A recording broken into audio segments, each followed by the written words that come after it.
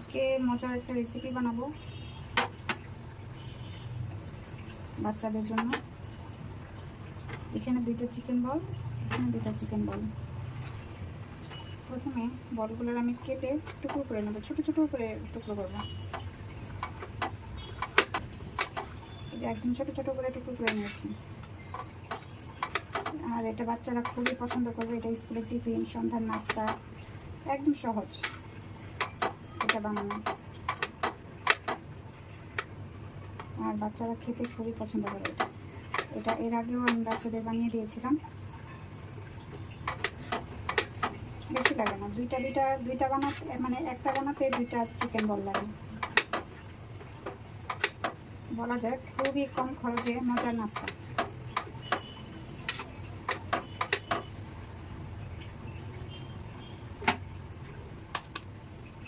এখন এখানে একটা ডিম,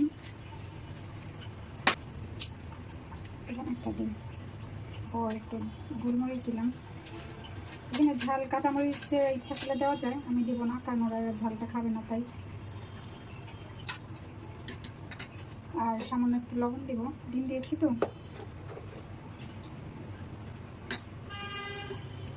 আর এটাতে আরও ভেজিটেবল যে যেটা পছন্দ করে সেটাও দেওয়া যায়।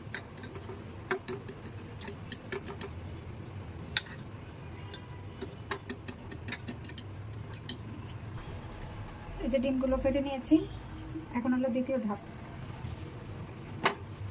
এখানে 2টা বান নিয়ে নিলাম, বার্গার বান। এখন বানগুলোর মাঝখান থেকে কেটে নেব, 2টাই।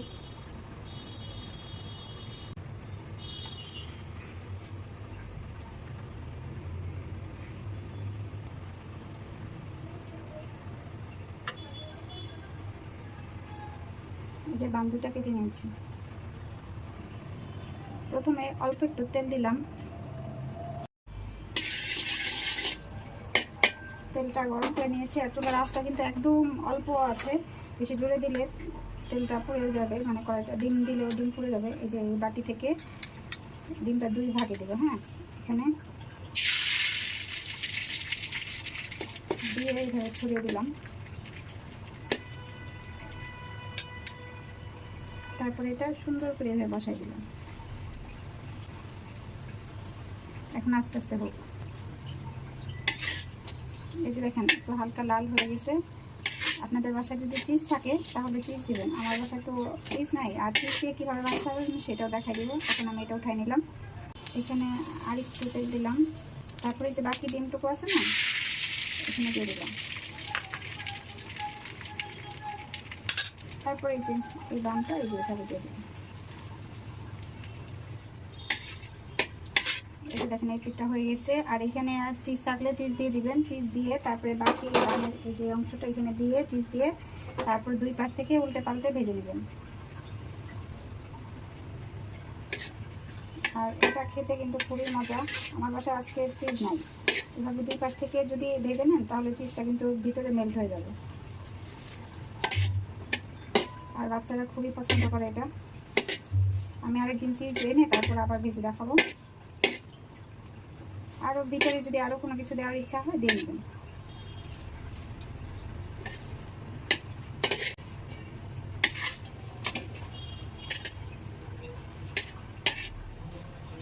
একই প্রসেসে ওই বানটাও আমি ভেজে নেব।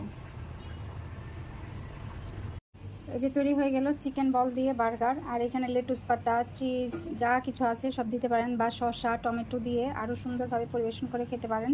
আমার মেয়েরা টমেটোটা এমনি স্লাইস করে খায় না, এটা আমাদের টমেটো সস দিয়ে সুন্দর করে ভরিয়ে খেলে খুব মজা লাগবে। আর ভিতরে তো চিজ দিলে তো কথাই না, আরও বেশি মজা। আমি আরেকদিন চিজ আনবো, এনে বানিয়ে দেখাবো।